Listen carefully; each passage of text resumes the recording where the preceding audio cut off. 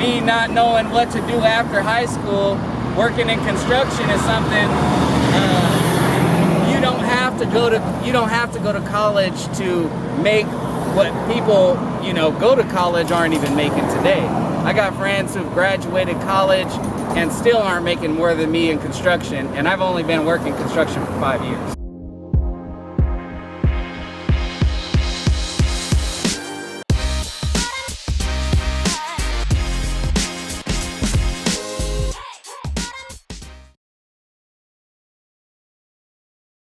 So, I want to thank you for joining us today. I want to especially thank Raimore Construction, and in particular you, Webb Moreland, for taking the time out of your busy day to help support this Careers in Construction Month with PPS high school students.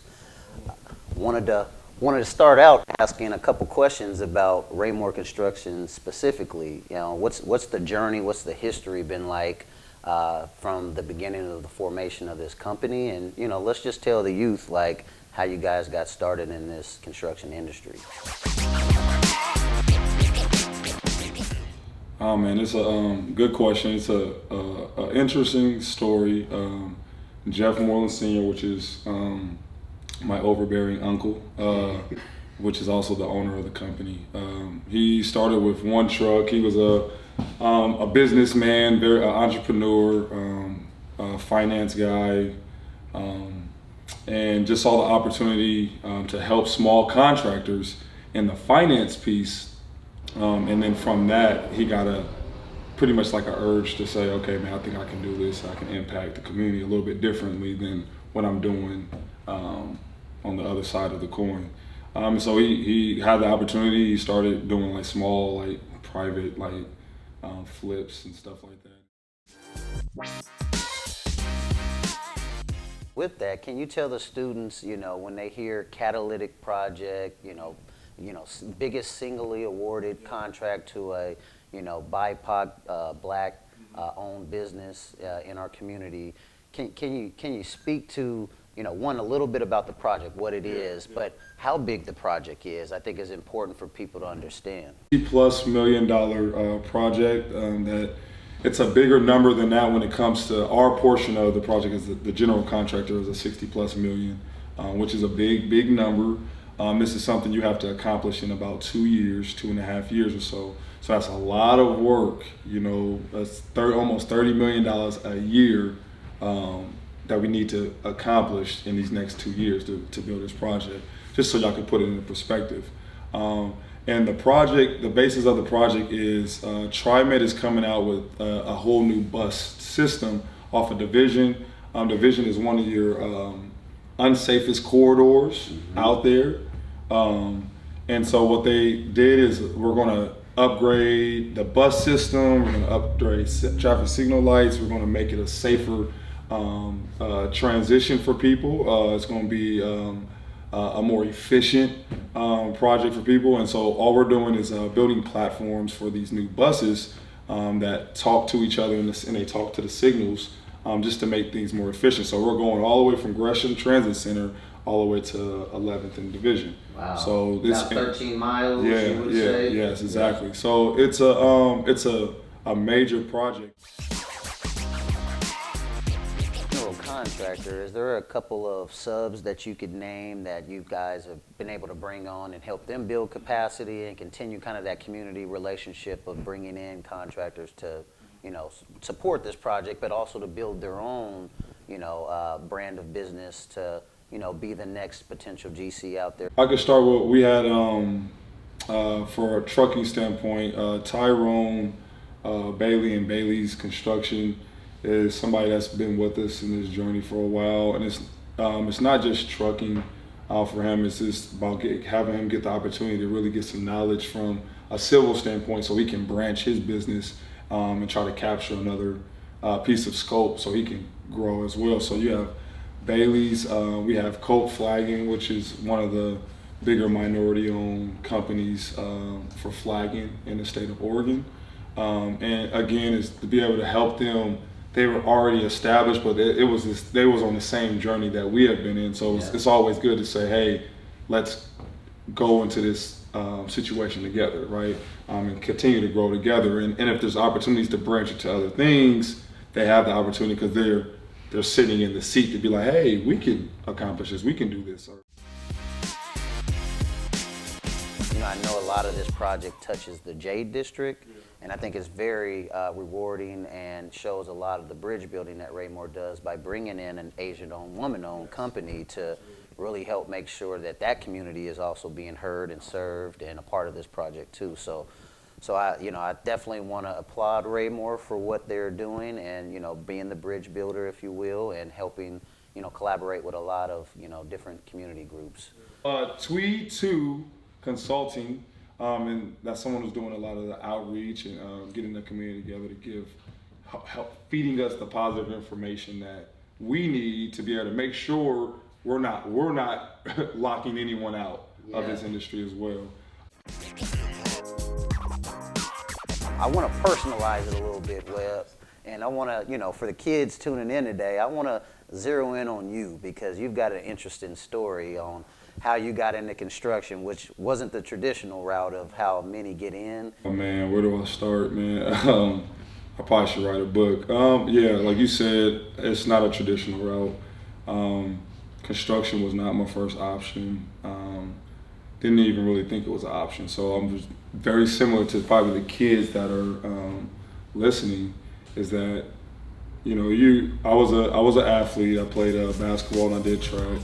Went on to college and did the same thing. Got my degree in psychology. Transfer. I went to Chico State, transferring to Warner Pacific, which is how crazy that story is. That I went to Warner Pac 10 years ago, and then I'm doing a project. I start my project right by Warner Pac in a lead role on the biggest project in Oregon that a black-owned company has got. I put the same energy into trying to help build this company to where it's at. And I'm only 10 or 11 years in. He was already a decade in. Yeah. But he was in up and down, seems like, in these ways. And so if we can get some more pillars and staples within this company, I thought, man, this could be a big company. We don't know, you know what I'm saying? It's unlimited. The sky's the limit. And I know I had to struggle for a while of being torn. But, you know, I would say Jeff Sr. said this to me that still sticks to me today. And he told me I was more than basketball, right? And it was one thing I just never really heard because that was the only thing that motivated me and I thought that was my purpose. And that was so impactful to me, and I still hear those words today, which makes me a little bit emotional because he was right. Yeah. And I didn't see it, and it was a back and forth. I didn't see it as much, but then as I really reiterate those words in my head, I was able to really focus and really say, I am more than basketball. I am more than these things that the world has said I'm supposed to be, right? I can be something bigger than this, which we don't hear, especially as men of color in these urban areas that we grow up in. You know, it's your only way out is what, sports or music, you know, working at the barbershop or something like that. And there's no knock to those things, but that was our only way out. We felt like that, and he was doing something so much bigger that I just couldn't see. And so, a long story long, that was my commitment. And then 10 years ago, that's where I committed completely to Raimore to be in the position I am now. Right, because that'd be similar to my background in architecture and trying to hoop, and certainly didn't hoop as far as you, but I thought I was doing that ticket, and that ticket didn't work out, so I jumped into something, you know, called architecture, and I think it's an important, you know, segue into kind of the next segment, which is really about like how people traditionally get into the industry, which typically has been coined the FBI. You know, it's usually through your father, brother, or in-laws. And in your case, it was a family member. But there's so many kids out there that you know don't have family members in these, you know, untraditional industries that tend to be either white male dominated or just more white in particular industries. So I guess, you know, I want to really stress the fact to, you know, kind of really making sure kids know what's expected in the workforce. And this ain't no easy work, but can you describe like what the expectations are, and maybe name a couple of the titles, including your title at Raimore, that you see on the project management side, just to name a few things so kids are exposed to some of these titles, and then maybe just a couple on the field side. And if you know, maybe just range of pay, that would just be nice for kids to just even understand, like, wow, you know, these people are having living wage, even high wage jobs. My title is Superintendent / Project Manager, which is a very rare title for somebody to be able to, because usually somebody's just superintendent, they understand the field, and your project managers understand the numbers, you know. Just my training and learnings over the last decade of doing it, I've been cross-trained to do both. So I see from the field perspective and the office perspective as well. And you have, so superintendent, project manager. You also have, work under me is from an office standpoint, is a field engineer, right? And traditionally, those are the people that went the college route, got some type of construction management degree, project engineering degree in some type of capacity. Those are the people that start in that field engineer role. It's kind of that entry role into engineering that you work your way up from the FE, field engineer, to a PE, project engineer, and to a PM, project manager. So it's usually those are the steps from an admin standpoint. And those the range of salary that person can have really depends on the industry as well too. But you can be starting up to 50 to 60,000 and topping out to 150,000. It depends on what you bring in, because you can be based off of performance, bonuses, depends on the project. So just in those titles right there, you know, those are good livable wages that I just listed, right? Those are good livable wages. And let's talk about the field, where people don't understand the field. So I have as a superintendent in the field, then you have a general foreman, you can have a foreman, you also have lead guys, operators, cement masons, laborers. You have all these different things. And so if you break down their salaries or their hourlies, it's on a public job. You'll have an operator who's making almost $40-something an hour. Yeah. Now, right? You have a laborer who's up to, I think, $32 an hour, and the operator is a guy who's operating machines. So on all the heavy machinery, those are the guys that, and there's higher risk, so you get a little bit more pay for that, right? Because you're bringing a little bit more. Any wrong move, somebody's life can be in danger, or anything. You dig a pipe out the ground the wrong way, could be a big issue. So operator is one of the higher scale people in the industry. You have electricians out there. Some of the higher, these are $40+ an hour individuals that this is what they make. And so if you do all the numbers, these guys could be making from 80, 70 to 100 and some $1,000s a year if they are working full time, right? A laborer, the same. The laborer's making $30-something an hour. A cement mason's probably making about $35 an hour. So if these guys are just working just 52, 40-hour weeks, and you know you're never really working a 40-hour week in construction, they're all ranging from 60 to 100+ thousand dollars a year.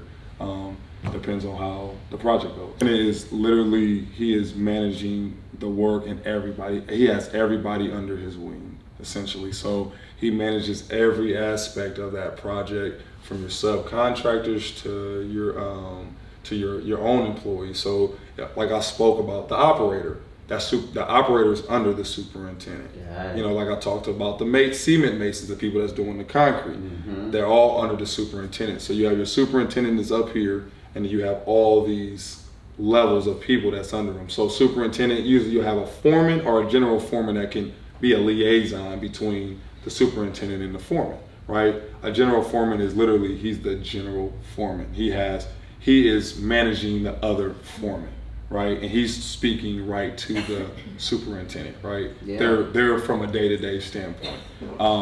Traditionally, we don't do the GF role within Raimore. We just go superintendent. Field engineer plays like that NBA. They can play the field, and it can also be in the office as well. Yeah. And your superintendent usually just controls the foreman.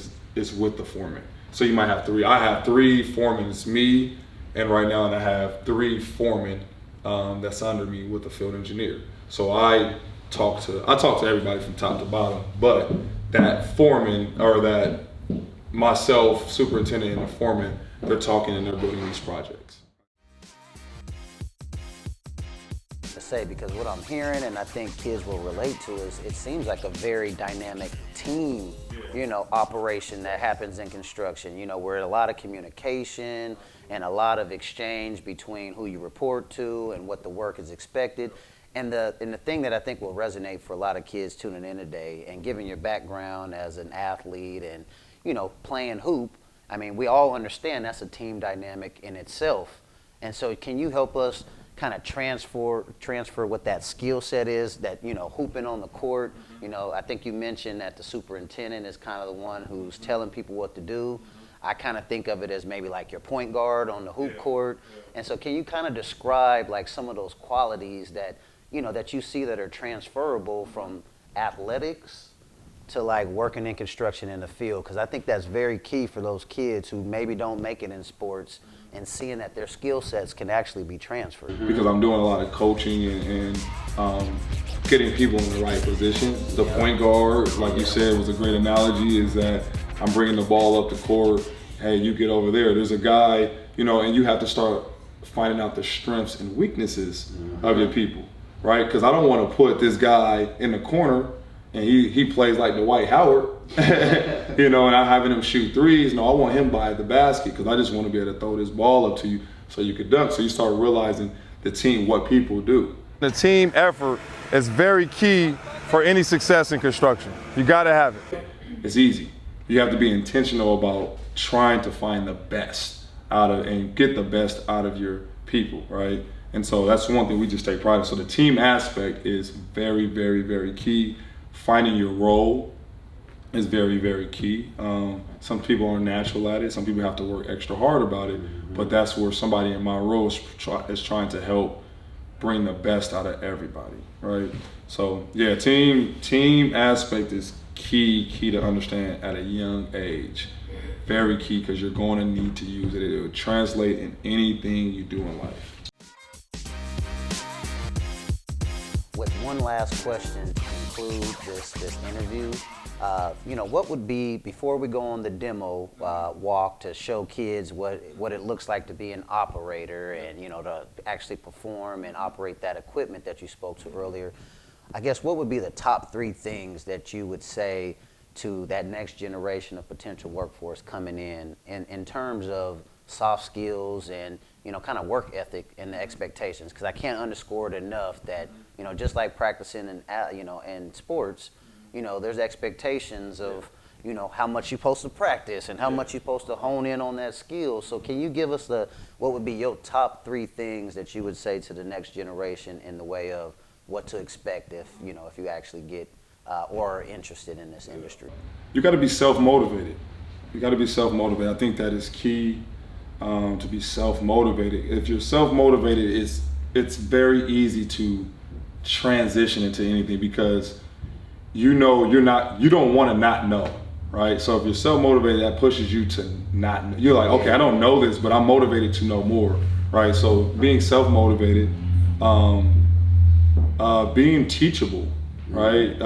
We always say, as an athlete, you got to be a coachable person. You got to be coachable. So to be able to listen and hear, to understand that there is a process to it, is very key. And I would say work ethic, man. If someone was a coachable, teachable person, they had the will to learn, and they had a strong work ethic, I can do some amazing things with that. Definitely a place to build a family, great benefits, great people, and you also get a chance to see how the city's built. What you see is a track hole, a mini track hole. We use a machine like this. You see the operator, Darren Frazier, with who was in the machine. As you see, we came in and we had some pre-demo of the area. And what you see now is him coming to trying to make grade. As you see all these pieces of concrete, we're going to be taking all this concrete out, regrading this out, and repouring a whole new ADA ramp to get it up to scope. To get into the process of being an operator, it takes a lot of patience, and sometimes it takes a lot of skill set to be able to be developed. Darren is in 701, which is the operators union, a really strong union, a good union.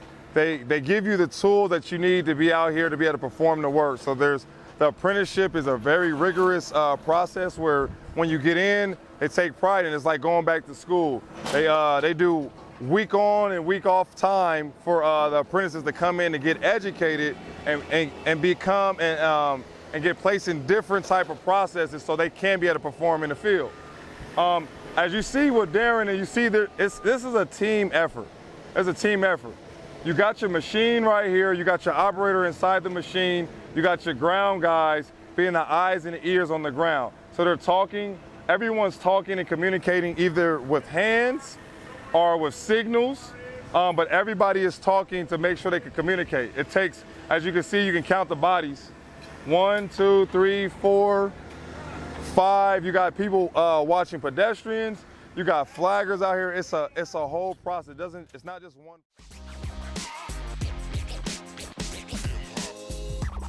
I want to thank PPS for this opportunity, so we will see you soon.